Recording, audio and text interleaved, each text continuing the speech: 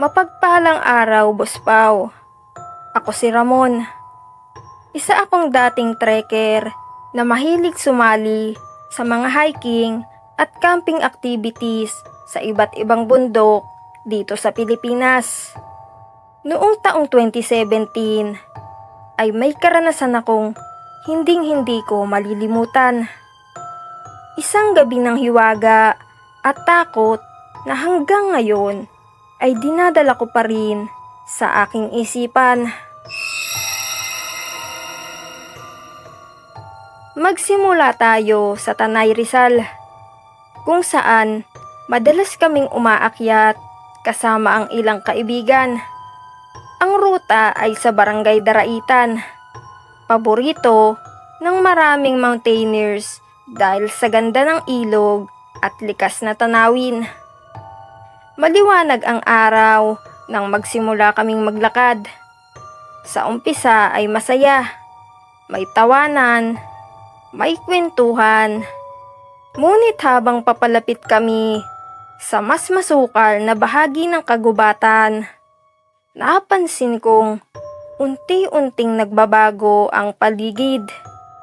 Ang mga ibon na kanina ay maingay ay biglang tumahimik. Ang simoy ng hangin ay biglang lumamig at ang mga puno ng balete ay tila may hugis na hindi normal. Parang mga galamay na nakapulupot at nakabitin hanggang lupa.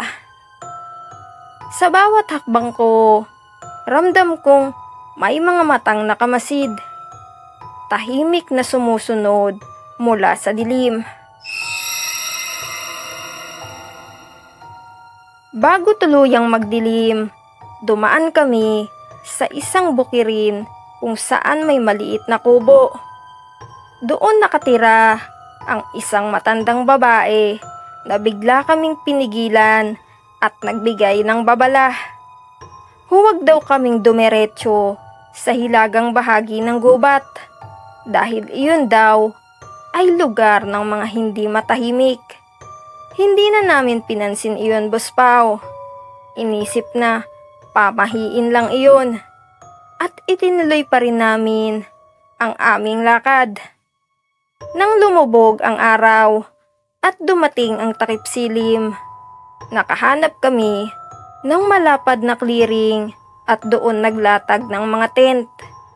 Malayo iyon sa mga bahay at ang tanging kasama namin ay ang katahimikan ng gubat at ang malamig na simoy ng hangin.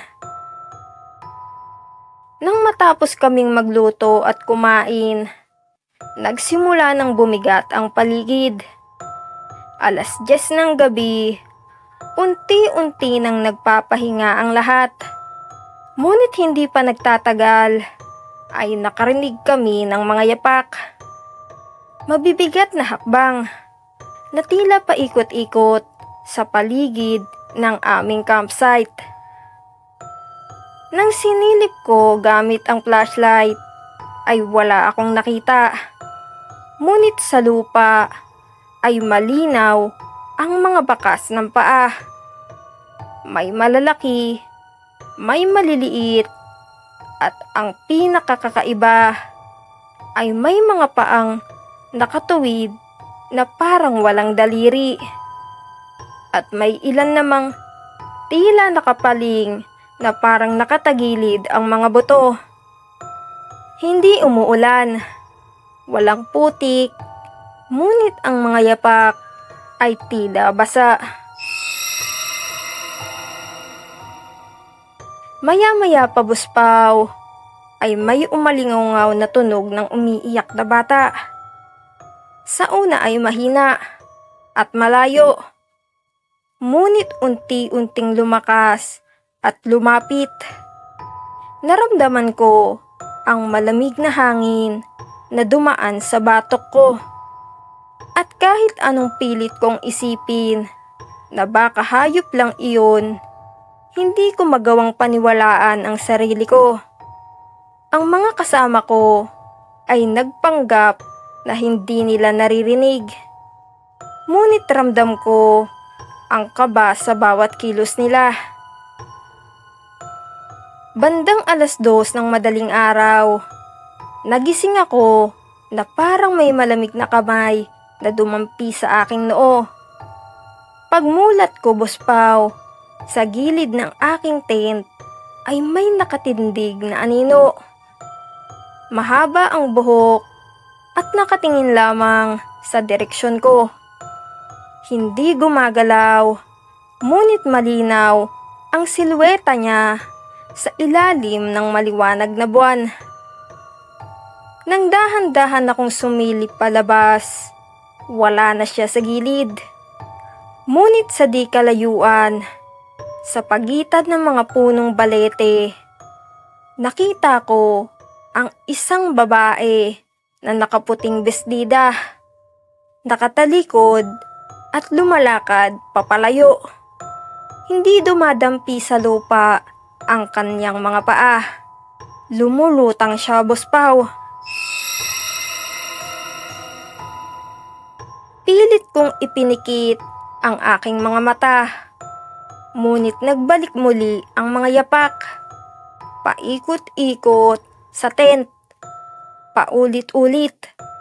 Parang may nagbabantay. At nang pumikit ako ng mariin, narinig ko ang tunog ng mga kuko na kumakalmot sa tela ng tent. Mahaba at mabigat na parang sinusubukan itong buksan. Akala ko ay ligtas na pagdating ng umaga. Ngunit mas lalo pang nakakatakot ang nangyari. Isa sa mga kasama ko ay tila nawalan ng sigla. Namutla siya, Boss Pao, at sa leeg niya ay may mga bakas na parang kamay na kumapit ng mahigpit. Hindi siya nagsasalita at nakatulala lang. Parang wala ng kaluluwa. Buong araw ay wala siyang kibo. Nakatitig lang sa kawalan. Pagsapit ng gabi, Boss Pao, muling bumalik ang iyak ng bata. Mas malapit na ngayon at may kasabay na tinig ng matanda. Paos, mahina at parang may binubulong na mga salitang hindi namin maunawaan. Ngunit ramdam naming lahat na iyon ay nakalaan para sa amin. Habang nakahiga ako, biglang dumilim ang paligid kahit may buwan. At sa gitna ng dilim ay nakita ko ang hugis ng isang muka. Maputla iyon, Boss Pao. Walang mata at nakangiti ng malaki. Dumikit ito sa tent ko na parang nakasilip mula sa labas. At doon ako nawalan ng malay. Kinabukasan, nagpasya kaming bumaba agad. Iniwan naming magulo ang campsite at halos tumakbo sa pagbaba. Habang naglalakad, Boss Pao, ramdam ko ang bigat ng mga matang nakasunod. Sa bawat paglingon ay wala akong nakikitang kahit ano. Ngunit alam kong hindi kami nag-iisa. Pagdating namin sa Daraitan River, biglang bumagsak ang isa naming kasama at nawala na malay. Dinala siya sa health center at sabi ng doktor, wala siyang sakit. Normal lahat. Ngunit nanatili siyang walang malay ng ilang araw. Nang magising siya, ay wala siyang naaalala mula sa buong akyat. Para bang binura ang lahat ng alaala niya. Mula noon, Boss Pao, hindi na ako muling bumalik sa Tanay. Ngunit kahit nakalayo na ako, hindi natapos ang kababalaghan. Sa tuwing 2:00 hanggang 3:00 ng madaling araw, madalas akong magising na parang may nakatayo sa gilid ng aking kama.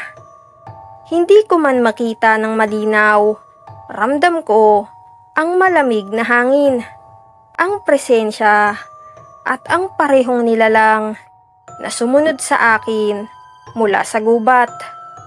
Hanggang ngayon, dala ko pa rin ang hiwaga at takot na iyon. At alam kong hindi na ako kailanman makakatakas.